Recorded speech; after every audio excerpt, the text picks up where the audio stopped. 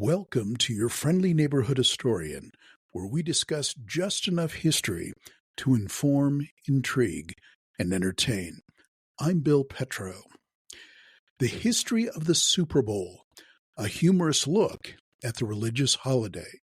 The Super Bowl is a territory acquisition athletic contest played on a fixed agrarian grid using, as a token, an inflated porcine prolate spheroid. Some will say it is the most important holiday of the year in America. While it is ostensibly a secular holiday, others argue that it is truly a religious holiday, and there are several reasons why. Super Bowl has a liturgy, multiple prayers, special foods, formal rituals that have developed throughout history, and over 100 million celebrants in front of their TV for worship. It used to be that commercials were the part of the worship service intended for taking a bio break, but not in recent years. The commercials are now the service's most influential part for at least 22% of viewers. Indeed, some, like me, watch the Super Bowl specifically for the advertisements. Taylor Swift, the Super Bowl homecoming queen.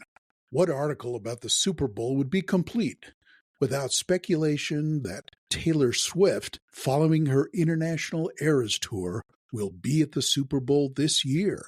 She was at the Super Bowl in Las Vegas last year. Will she, almost single-handedly, along with the Kansas City Chiefs, face the Philadelphia Eagles? For listeners recently returned from another planet, Taylor Swift is the presidential nominee for the 2028 election. Performance enhancement? During the 2024 NFL season, when Swift was in attendance at games, her boyfriend, Eagles Travis Kelce's averages have gone up by a full catch and more than 11 yards per game. Also, with Swift in the stadium, the Kansas City Chiefs went 9-0. Super Bowl advertisements. While ad slots have been sold out for a while now, a 30-second advertisement spot on the Super Bowl costs $8 million, or about $250,000 per second. The average cost of an ad in the Super Bowl has almost doubled in the last 10 years. By comparison, a 30-second ad for the 1967 first Super Bowl sold for $37,500. Though adjusted for inflation, it would be about $345,000 in today's money. Google observes that those companies that post their ads on YouTube before the game receive more views than those who don't. Over 200 million viewers will watch the program one way or another, making it the year's most watched television program.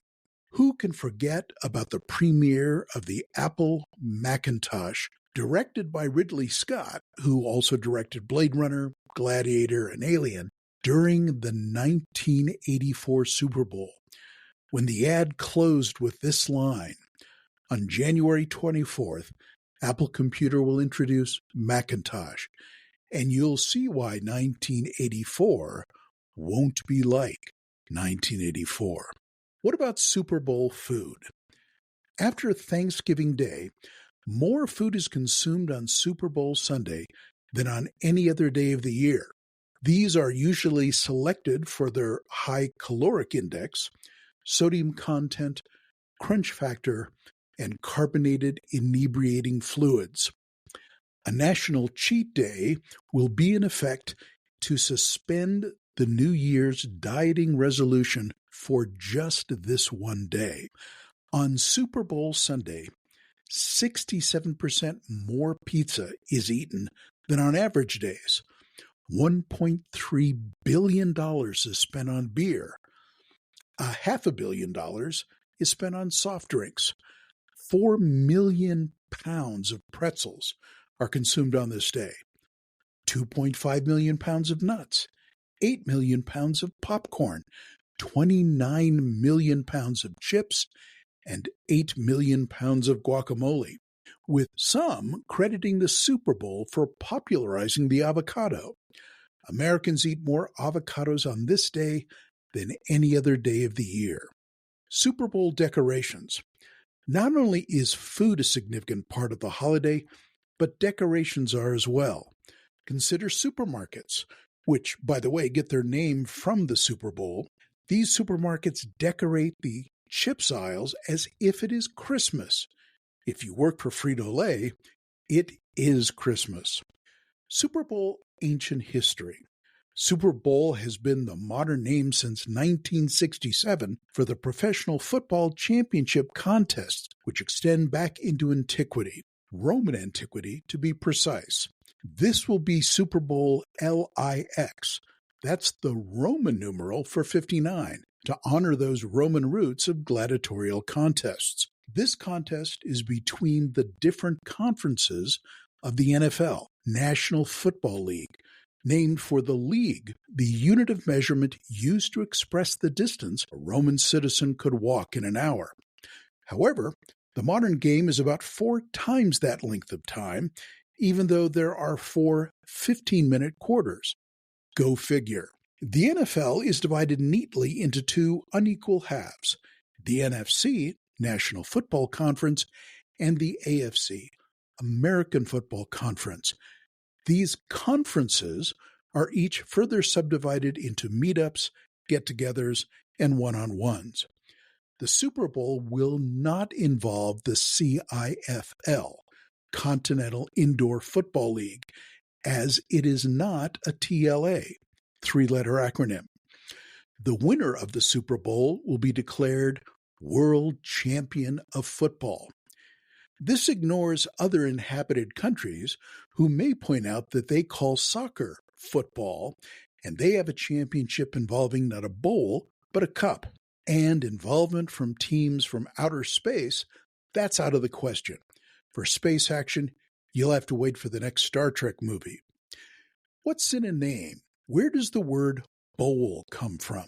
Initially, it came from the Rose Bowl, a college football contest held in Pasadena, California, and done in an elliptical stadium. In ancient Rome, a stadium was a sporting event where foot races were held, but spectacular gladiatorial contests like this were held in amphitheaters, like the Colosseum in Rome. To be more historically accurate, the Colosseum was originally called the Flavian Amphitheater, so named from the 2 Greek root words amphi and theatron, because they were made up of 2 theaters joined together, or literally theaters on both sides. But that is more ancient history than most people can handle. But there's no mistaking the historical parallels. This year's Super Bowl will be held at Caesars Superdome in New Orleans. Coincidence? I don't think so. Halftime. It is nominally named for being approximately in the middle of the game, though the second half can be much longer, going into overtime. The current rules allow both teams in a playoff game to possess the ball at least once in overtime, regardless of a touchdown scored by the team that has the first possession. Unlike many other football broadcasts, this halftime event is actually shown to the TV audience watching from home. These festivities consist of first-class and second-rate musical performers, some with questionable taste in attire, others with costuming clumsiness or so-called wardrobe malfunctions. 2-minute warning. While using a clock, the Super Bowl does not intend that this is to be understood as representing actual wall clock time. Instead, it uses poetic license to represent an epical period that could last 30 minutes or an hour and a half, given overtimes. Then it ends in sudden death, just like those gladiatorial games of ancient Rome. Super Bowl protests and boycotts. Just as there's nothing more American than the Super Bowl, there's nothing more American than dissent and counter-dissent. Considering the number of eyeballs glued to the screen for this event, it's inevitable. One of the protests may be from the world of baseball. The so-called all-American sport, it hasn't been the favorite sport in America since 1967. Here are some Super Bowl fun facts to impress friends and family. A Super Bowl I ticket back in 1967 cost $6 to $12. Now, a single ticket costs between $3,500 and $13,500 on Ticketmaster, and that's before fees and taxes. If you buy a ticket on location, it's about $5,500. The 2024 Super Bowl 58, which was Kansas City versus San Francisco, had a record 120.3 million viewers. Finally, about 20 million people will miss at least some work on the day after the Super Bowl, according to the Harris poll. There is one reason for celebrating at the end of the Super Bowl, especially for football widows or football widowers like me. It means the end of the professional football season for the year, at least until August. Will you be watching this year? Thank you for listening. I'm Bill Petro, your friendly neighborhood historian. You can find more details on this topic and others on my website at billpetro.com.